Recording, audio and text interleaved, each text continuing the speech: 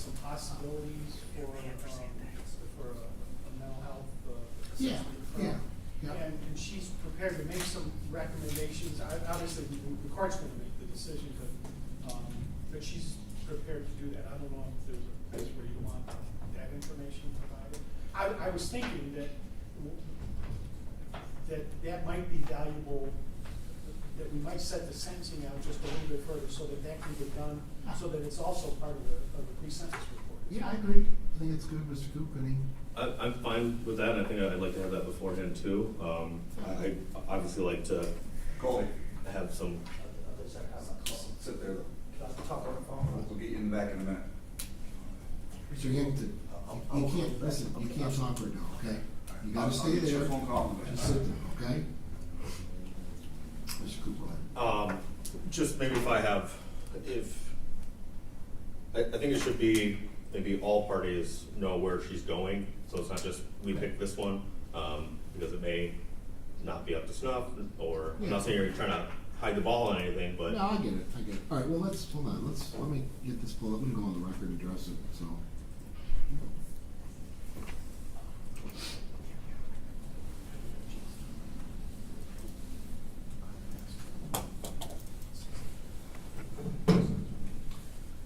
Before the court is filed 23-1307 FH, speak to the state of Michigan versus Lisa Cober. Are you Lisa Cober, ma'am?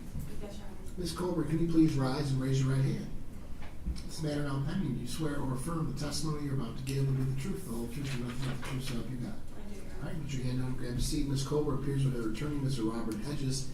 People are represented by Mr. Chaz Coops. A date and time scheduled for a plea in this case. Mr. Coop, can you place the terms of the agreement on the record, please? Thank you. There is not a plea offer from the people in this case. It's my understanding Ms. Cober will be pleading guilty as charged. There was a Cobb's agreement from this court to no upfront jail based on presumptive guidelines of 0 to 9 months, which is the statutory presumption of no incarceration. That is the extent of the agreement. Okay, I think just for purposes of the record, our discussion was that by statute, the court is going to place Ms. Cober on probation for a period of 5 years, and the court intended to order that she not possess any animals for that period of 5 years. I know there was some discussion about a physician's recommendation for potentially a therapy dog. I want to make it clear for the record that the court is not committed to that, what the agreement is, from my standpoint, is that you will not, at this point in time, Ms. Cober, that you will not be able to possess or own any animals for 5 years. Is that your understanding, Mr. Hedges? Yes, and we didn't specifically discuss this, but it was my understanding that those conditions would be imposed at the time of sentence. Correct, yes, So correct. she still has the service dog now, she doesn't have to do something today. Does she have a bond condition, though, that she No, can't she have does any not. animals? Not that I know of. Okay, all right. Well, I'm sorry, she says she doesn't have a dog. well, she doesn't have the dog. Okay, all right. Okay, so the other thing is, the court is going to order her to undergo a psychological assessment. The statute it's a may, not a shall, so it's a may, so it's in the court's discretion, but I just want everyone to understand that the court is going to do that, and that is part of this, I guess, agreement or from the court. Is that your understanding, Mr. Hedges? Yes, that was my understanding, the court would do that. Okay, and that's your understanding as well, Mr. Cooper? Yes, I'm certainly asking for that. Okay, Ms. Cober, did you hear the terms of the agreement, the Cobb's agreement? I did, Your Honor. Is that your understanding of the terms of that agreement? Yes, Do Your you Honor. have any questions whatsoever about those terms? No, Your Honor. Okay, all right, you can have a seat. Mr. Hedges? There was one other thing that we did talk to is that the court also, and I communicated this to Ms.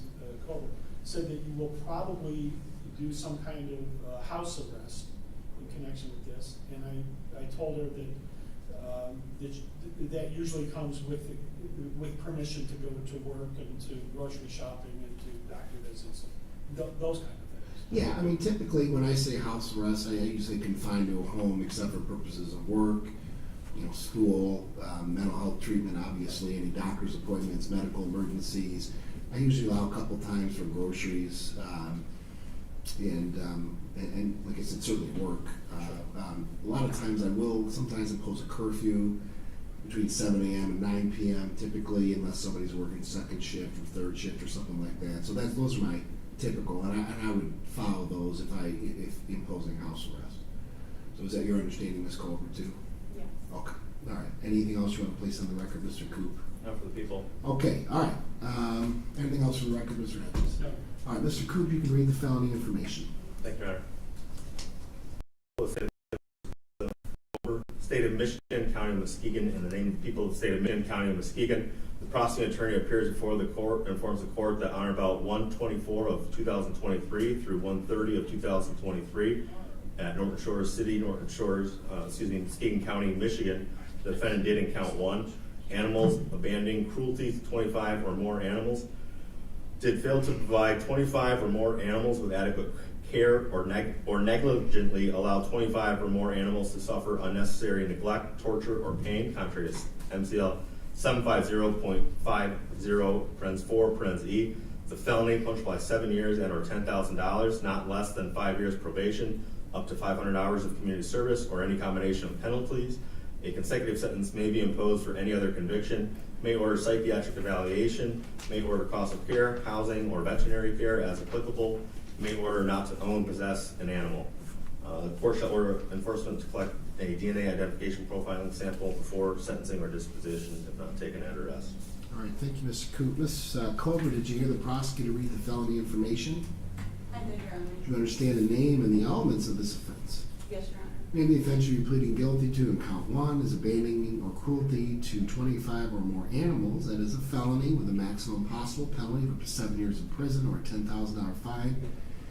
No less than 5 years probation, up to 500 hours of community service.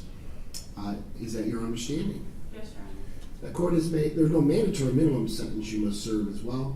The court has made a cop's commitment that you, pursuant to the presumption, there will be no upfront jail, but that the court would put you on probation for a period of 5 years, would order you not to possess or have any animals or own any animals for a period of 5 years, that the court would also order you to undergo a psychological assessment following the plea and prior to sentencing, and that the court could impose a period of house arrest. Is that your understanding of the agreement? Yes, Your Honor. All right. As to this charge, you have 1 of 4 plea choices versus an old contender plea, commonly called a no contest plea. It's a plea where you choose not to fight the charge for record and sentencing purposes. It operates as a guilty plea. Second, you can plead guilty. Third, you can plead not guilty. And fourth, you can stand mute, which means you would not speak and own it or not guilty plea on your behalf. Do you understand these 4 pleas? Yes, Your Honor. At sentencing, both you and your attorney will be given a reasonable opportunity to read a pre-sentence report and make additions, corrections, or comments, and the court will pronounce your sentence. What is your plea to count 1, abandoning or cruelty to 25 or more animals? I acknowledge that the number of animals. What's your plea to that, Judge? Sorry. Guilty. Guilty. Has anyone promised you anything else beyond the matters recited here today to get you to plead guilty? No. Anybody threaten you to plead guilty? Yes, but no. Their threats are null and void. Okay, well, we gotta get into that. Is anybody, the prosecutor Oh, or anybody no, else threaten nobody. you to did you? No. Has anybody else threatened you and said, if you don't enter this plea, we're gonna hurt you or do something Yes. like that? Has anyone threatened you? Yes, I have several threats. Okay, so you're indicating that other people have threatened you, third parties have threatened you to enter a plea? Yes, Your Honor.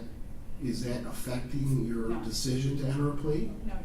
Okay, and are you doing this freely, voluntarily, knowingly doing this? Yes, Your Honor. Okay.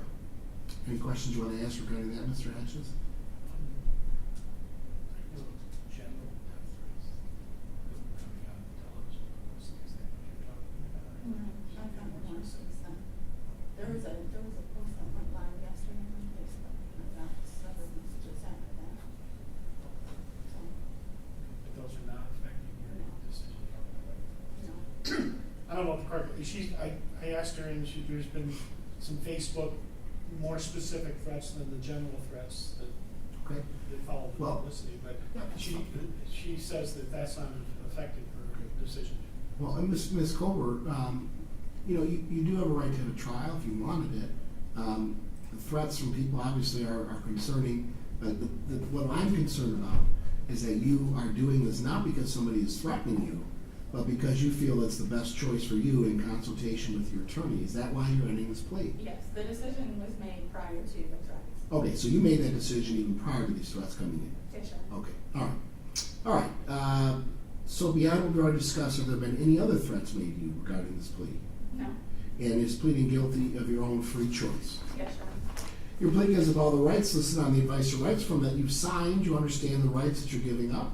Yes, Your Honor. Do you agree to give up those rights? Yes, Your Honor. Your plea gives up any claim that it was a result of a secret promise or a threat that was not disclosed in the court of this plea proceeding. It also gives it the right to claim later that it was not your own choice in the plea. Your plea changes your appellate right from having the right to appeal to having to seek leave or permission to appeal to the Court of Appeals. Do you understand? I believe so, yes. Okay. Do you have any questions at all about that? No. Okay. To the attorneys, are either one of you aware of any promises, threats, or nuisance regarding the plea other than those already disclosed in the record, Mr. Coop? No. Mr. Hedges? No, Your Honor. Okay. Mr. Hedges, do you wish to question your client to establish a factual basis? Or would you like the court to do that? No, I think we discussed that before coming to court. Okay, all right, go ahead. And so, I do acknowledge that the number of dogs, the size of my home, the size of the property constituted overcrowding as set forth in the legislature. Okay. Mr. Coop? I guess that almost sounds like a no contest plea to me. Well, let me ask you some questions. Ms. Cober, between the dates of January 24th and January 30th of 2023, were you living at 2828 Sheffield Street, City of Norton Shores, County Muskegon, State of Michigan? Yes, Your Honor. Okay.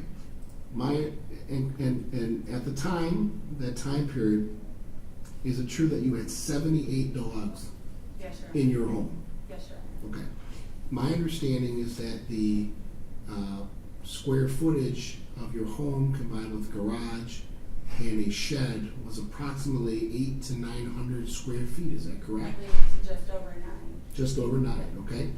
And would you agree that having that number of dogs in that home with that square footage constitutes overcrowding at this period of time? Now, I understand there's some issues regarding whether getting these dogs adopted out or how fast you can get rid of them.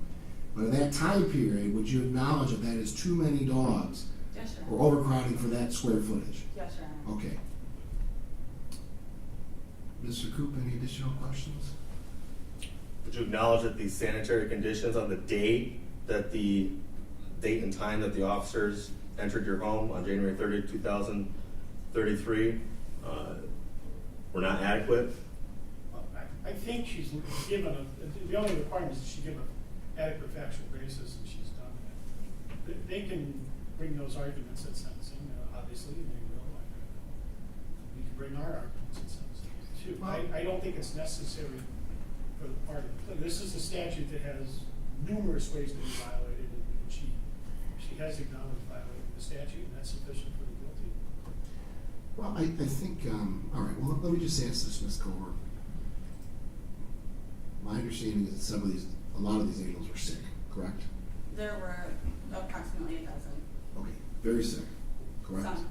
Okay. 3 to be exact. And that you were the only person taking care of these animals, correct? Yes, Your Honor. And a lot of these animals defecated in their cages, their crates. Overnight, yes, Your Honor. Okay, overnight, that one of those nights, correct? Oh, yeah. Okay, and you're one person, correct? Yes, Your Honor. Right. And being a person, you at the time, you had not had time to clean up that, correct? Yeah. Okay, because you're one person. You didn't hire any help, right, to do it? I tried, but. Well, but you yeah. didn't have any at the I time, didn't correct? have, no, Your Honor, I Okay. did not. I And didn't. that was the waste that was present was too much for one person to handle, namely you, correct? Some days, yes. Okay, well, this particular day, Yes. right? And would you say that that sanitary conditions during this day, for this number of animals, and you only being one person, this was excessive? This was not good sanitary conditions at the time because you're one person and it just got overwhelming for you? Had I been up earlier, I would have had time to clean up the overnight mess. Okay, but you didn't, correct? No. All right. I'm good time with that, Your Honor. Thank you. Okay, all right. Any other questions, Mr. Hedges? No. All right. The defendant offers a court a plea of guilty to the offense of abandoning or cruelty to 25 or more animals. Her testimony established that she committed this crime, in Muskegon County. Court finds the plea to be knowing, voluntary, and accurate.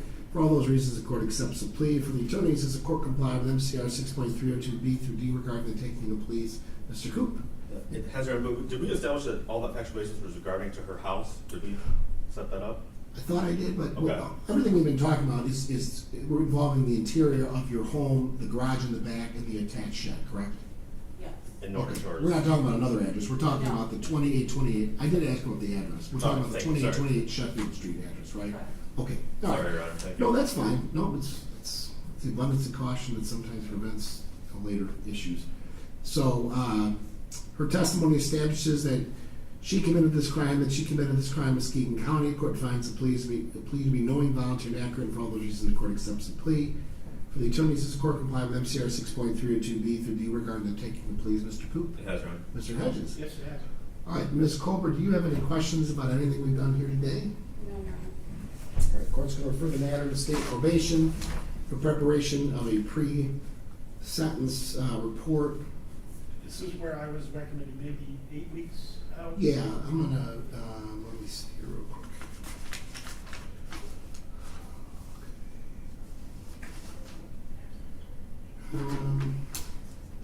Why don't we do a little under 60 days? But, it'll be in this court as opposed to Judge Schrader. So this is, let's schedule sentencing for May 6, 2024 at 8:30 a.m. The court is going to enter an order, a condition of bond that Ms. Cober undergo a psychological assessment to address the need for any psychological care or counseling. I'll leave it to the parties to hopefully collectively put their heads together and come up with an appropriate counselor or psychiatrist, psychologist. If the parties cannot, then we can certainly bring it back before the court and I'll pick one, that's fine. But I think you guys can probably come up with something. And I would hope this would be not just a, LMSW or somebody, who's got some credentials. So, but I'll leave it to you guys. There's no prerequisites for me, but Mr. Coop? Judge, one thing I would ask, apparently this is shocking me, there was a bond condition, not a bond condition, that she not possess any dogs. Ms. Cober stated that she is not in possession of any dog, including a therapy. I know it's 2 months out, but I would ask that as a bond condition. Mr. Hedges? The case has been going on for 14 months. The only concern, I don't think she personally has any dogs, but her husband, ex-husband, I'm sorry. But her ex-husband lives with her, and he has 2 dogs. Well, the difference now is that she's been convicted of this charge, so it's very different for the court. So at this point in time, based on the charge, based on the condition of the charge, the court is going to enter a bond condition that she not possess or own any animals or reside in a residence with animals. I understand, I do not want animals suddenly just be kicked out of a house, so the court would expect that to occur within the next 14 days. So that'll be the order of the court. Thank you, Your All Honor. right, we're adjourned. Thank you. Thank you. All right, Ms. Bloom.